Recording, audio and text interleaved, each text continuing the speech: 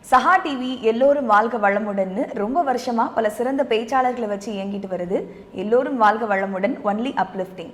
So சஹா டிவிக்கு subscribe பண்ணுங்க, மறக்காம அந்த பெல் பட்டனையும் கிளிக் பண்ணுங்க. வீடியோஸ் பிடிச்சிருந்தா உங்க ஃப்ரெண்ட்ஸ்க்கு ஷேர் பண்ணுங்க. சஹா டிவி நேயர்கள் அனைவருக்கும் எனது அன்பான வணக்கங்கள். நான் உங்கள் கௌதமி சுப்ரமணி. ஸோ கடந்த சில வாரங்களாவே நம்ம கோல் செட்டிங்னா என்ன, அதை எப்படி அதை நோக்கி நம்ம பாதையை அமைச்சுக்கிறது, ஸோ அதுல என்னென்ன ப்ராப்ளம்ஸ் எல்லாம் வரும் அப்படின்னு பார்த்துட்டு வந்துட்டு இருக்கோம். ஸோ அதுல இந்த வாரம் பார்க்க போற ப்ராப்ளம் என்ன அப்படின்னா, பல மரங்களை ஒரே நேரத்துல ஒரே ஆள் வெட்ட நினைப்பது. ஸோ இது சாத்தியமே இல்லைன்னு உங்களுக்கும் தெரியும், எனக்கும் தெரியும். ஆனா அப்படி நினைக்கிறோமா? அப்படி கிடையாது. ஒரே நேரத்துல எல்லா வேலையும் செய்யணும்னு நினைக்கிறோம். இன்னும் சொல்ல போனோம்னா, ஒரே நேரத்துல பல சிந்தனைகளை மனசுக்குள்ள போட்டு நம்ம மைண்டையும் சேர்ந்து நம்ம உழப்பிட்டு இருக்கோம். அப்ப எப்படி ஒரு சிந்தனை மட்டும் வெற்றிகரமா செயல்படுத்த முடியும் நீங்க நினைக்கிறீங்க?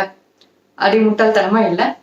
என்னடா ஒண்ணும் புரியல அப்படிங்கிறீங்களா? ஒரு காமன் எக்ஸாம்பிள் எடுத்துக்கோங்களா. நம்ம ஆபீஸ் ஒர்க் பார்த்துட்டு இருப்போம். ஐயோ இன்னைக்கு நம்ம ஹாஸ்பிட்டல் போகணும், நம்ம குழந்தைகிட்டோட இன்னைக்கு இவ்வளவு நேரம் விளையாடணும் இப்படின்னு சொல்லிட்டு பல கான்செப்ட்ஸ் மண்டைக்குள்ள ஓடிக்கிட்டே இருக்கும்.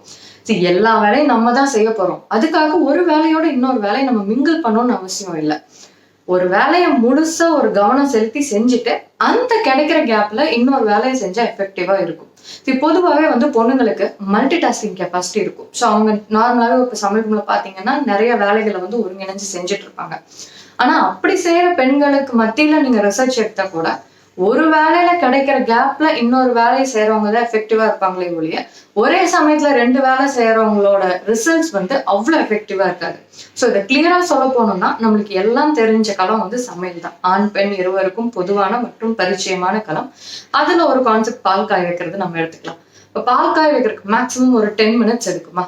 ஸோ அந்த 10 நிமிஷத்துல நம்ம உடனே ஸ்லாப் கிளீன் பண்றோம், காய்கறி அறிகிறோம், நம்ம அதுல கான்சென்ட்ரேட் பண்ண ஆரம்பிச்சா பாலை பொங்க விட்டுருவோம். இல்ல பாலையே பார்த்துட்டு இருந்து நம்ம நினப்புகள் வேற எங்காவது இருந்தாலும் ஆட்டோமேட்டிக்கா பால் பொங்கிடும். ஸோ இதுல எது பண்ணாலும் நம்மளுக்கு ரெண்டு வேலை தான்.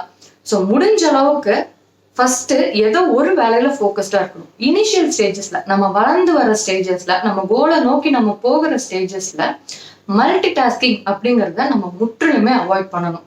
ஒரு வேலை ஒரே வேலையை எடுத்துட்டு அதை ஃபுல்லா நம்ம கான்சென்ட்ரேட் பண்ணோம். அதாவது அந்த டைமுக்கு மட்டும் நான் சொல்றேன். அப்படி பண்ணும்போது நம்ம அந்த ஃபோக்கஸ்ல நம்ம ரொம்ப மாஸ்டர் ஆயிடுவோம். ஸோ ஒன்ஸ் ஒரு வேலையோட எல்லா தந்திரங்களும் நம்மளுக்கு பிடிபட ஆரம்பிச்சிருச்சுன்னா அதை வச்சு நம்ம என்ன வேணாலும் வித்த காட்டிக்கலாம்.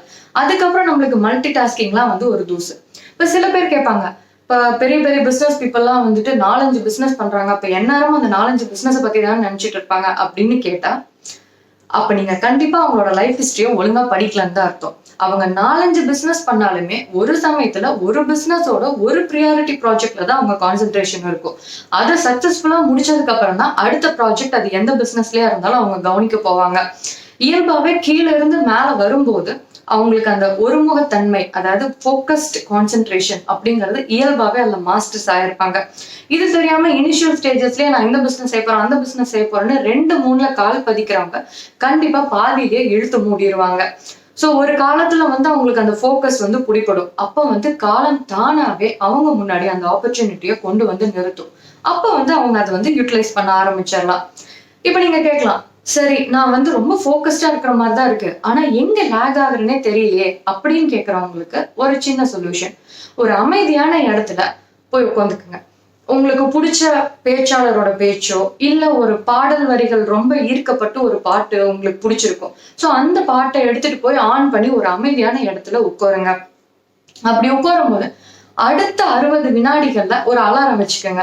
அந்த 60 செகண்ட்ஸ்லயும் உங்க கவனம் அந்த பேச்சு மேலேயோ இல்ல அந்த பாட்டு மேலேயோ இருந்தது அப்படின்னா உங்களோட ஹேபிட்ஸ் அண்ட் ஒருமுகத்தன்மையை மோல்ட் பண்றது ரொம்ப ஈஸி. ஆனா அந்த 60வது செகண்ட் உங்க கவனம் வேறு எங்கோ எதையோ எப்பயோ நடந்ததை நினைச்சிட்டு இருந்தது அப்படின்னா டெஃபினட்டா நீங்க அடிப்படையில இருந்தே மாத்தணும்.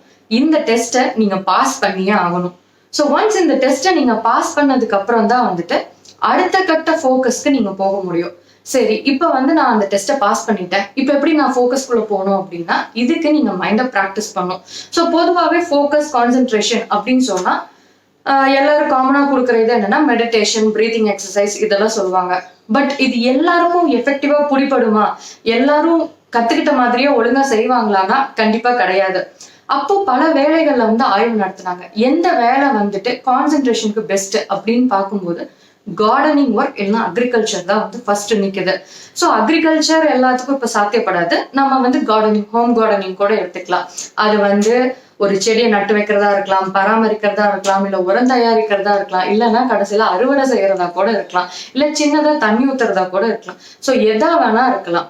ஒரு 30 நிமிஷம் gardening with heavy physical work அப்படிங்கிறது நம்ம மெடிடேஷன் அண்ட் எக்ஸசைஸ் ரெண்டுமே செய்யறதுக்கு சமமானது. ஸோ இது நம்மள ஆட்டோமேட்டிக்கா நம்மள ஃபோக்கஸ்குள்ள இழுத்துட்டு போகும் அப்படின்னு சொல்றாங்க. ரொம்ப ஈஸியா இருக்குல்ல? ஸோ இதை ட்ரை பண்ணுங்க. நம்ம மனசு வந்து போன போக்குல போகாம, குரங்கு மாதிரி ஒரு எண்ணத்துல இருந்தா அடுத்த எண்ணத்துக்கு செகண்டுக்கு செகண்ட் தாவாம ஃபோக்கஸ்டா இருந்து சீக்கிரமே உங்க இலக்கை நோக்கி வெற்றி அடைய எனது வாழ்த்துக்கள். ஸோ இந்த மாதிரி எக்ஸ்பீரியன்ஸ் உங்களுக்கு இருந்தா கீழே இருக்கிற கமெண்ட் பாக்ஸ்ல கமெண்ட் பண்ணுங்க. தன்னம்பிக்கை உங்கட்டும். கௌதமி சுப்ரமணி.